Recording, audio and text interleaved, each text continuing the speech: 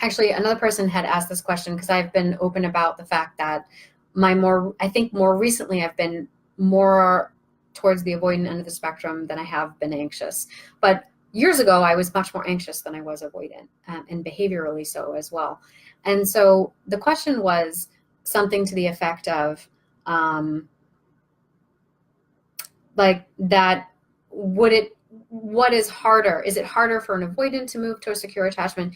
Is it while single, and would it be easier for someone who's anxious to move towards secure attachment in relationship? And for those of you that have been watching me for a while, you know that I actually feel that anxiety and avoidance are two ends of the same spectrum, and that they have three things in common, and that is that they both feel they need to earn love and believe love is scarce, and they both avoid emotional responsibility, usually unconsciously, which is to say that they think they have to source their sense of happiness from their external conditions, whether it be a partner or a circumstance.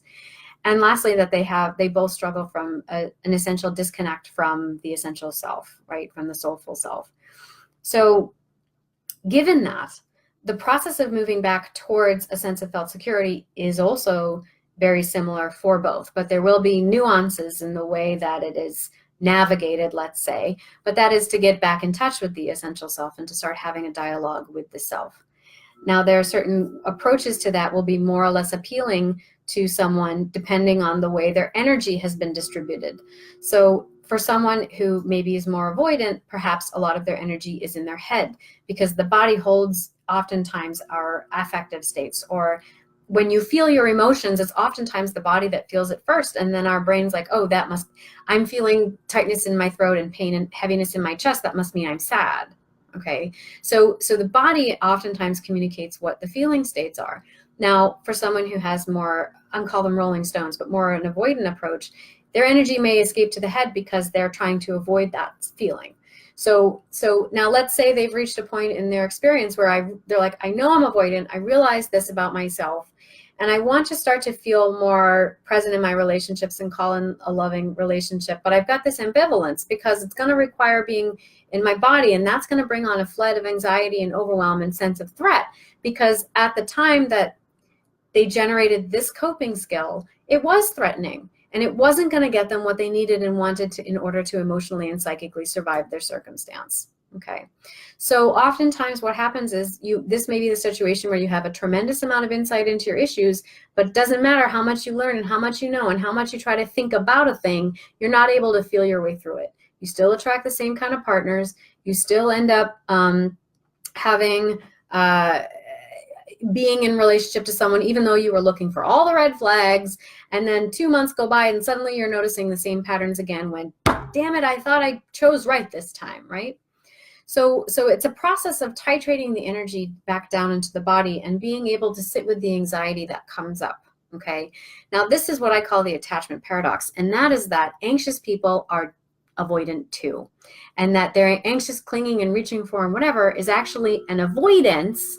Being in partnership is actually an avoidance of being at residence within the self, because beneath all of that clinginess or reaching for or desired and connectiness and overgiving, beneath all of that is really a self-opinion that I'm not worthy enough and I'm not good enough and I don't know who the fuck I am. And so I am terrified to be alone with myself because I'm sourcing my sense of self from this partner. And so this reachingness is actually an avoidance of being still and at residence within yourself. This is what I call the attachment paradox. Okay, so and this is incidentally what the other finds attractive in the other. So you know, the anxious partner sees in the avoidant, so I'm call them the open heart, sees in the rolling stone that they have somehow figured that out, like being kind of okay by themselves. So they're attracted to that. Now, for the person who has the experience of being the rolling stone and or the avoidant, they have to some extent learned to be by themselves. But the learning for them in this case is not necessarily how to learn about being comfortable by themselves per se, like on the surface, because in reality they're probably not so comfortable with themselves, because in relationship they're actually being challenged to hold a boundary. And in order to hold a boundary, you have to know the self well enough and be at residence well enough within the self to hold that boundary. You cannot be healthily and comfortably in relationship if you do not have boundaries, because you will flow into the other person, they will flow into you.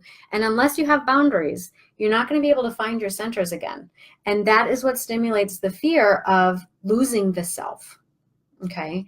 And so, and this is not to say that you can't have experiences in relationship where you flow into the other. And isn't that fun? And isn't that like when the best sex happens, right? And isn't that like when you have those real moments of resonance and harmony with a partner?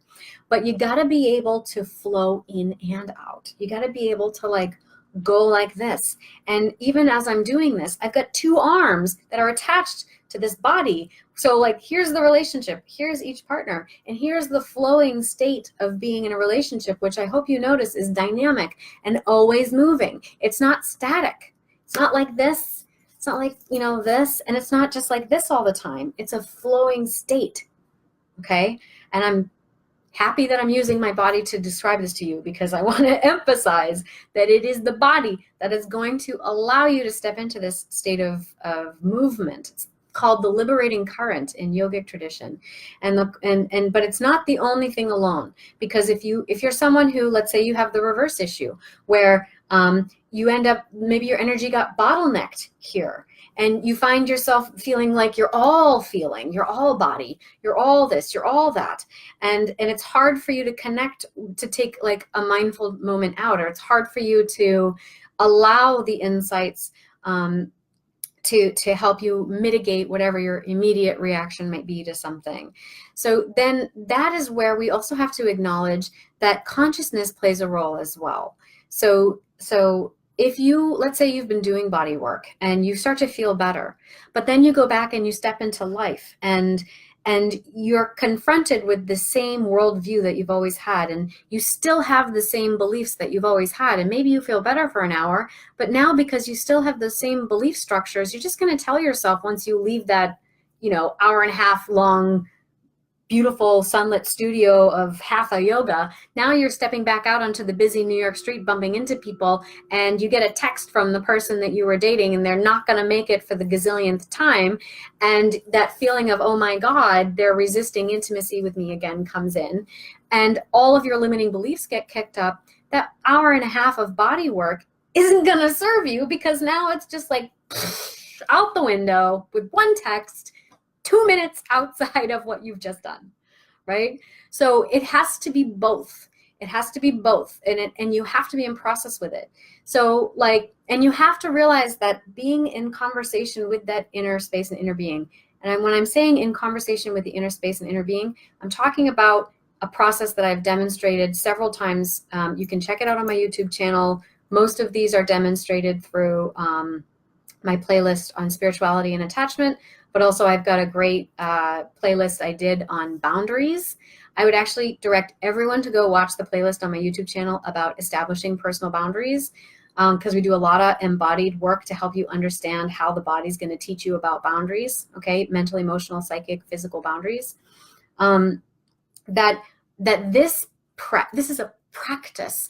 And I don't mean practice by, oh yeah, I'll do it every once in a while. I mean, no, you imagine that this is a necessary practice. So in the same way that you don't think of taking a shower as optional, I hope. You don't think of brushing your teeth as optional. You don't think of eating food as optional. That's something that is necessary for you to have a quality of life. Going in, having the conversation with your inner self and inner being, and expressing yourself in some way, I would say creatively, and people get all up in arms when you use the word creative, but there are so many things that are creative in the world that are outside of the box of what you may lump things in to be as creative, okay? But I think of creativity as the expression of the inner being.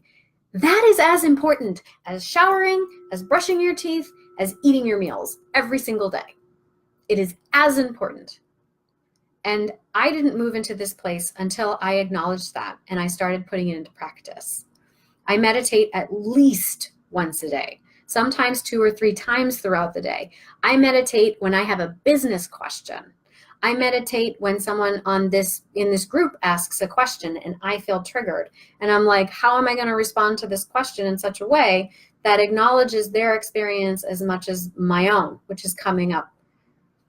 It's how I've been able to talk about things from two sides of a coin, from the perspective, and to have empathy for each perspective, right? And not to allow myself to be swayed by that empathy. People will often say, I'm empathic, and then therefore I get swept up in these things, or I take on people's stuff. Being empathic doesn't make you not responsible for holding your ground. It doesn't make you not responsible for noticing when you're taking on too much. Okay. Just makes you adept. And that's a wonderful talent, but you are still responsible for yourself.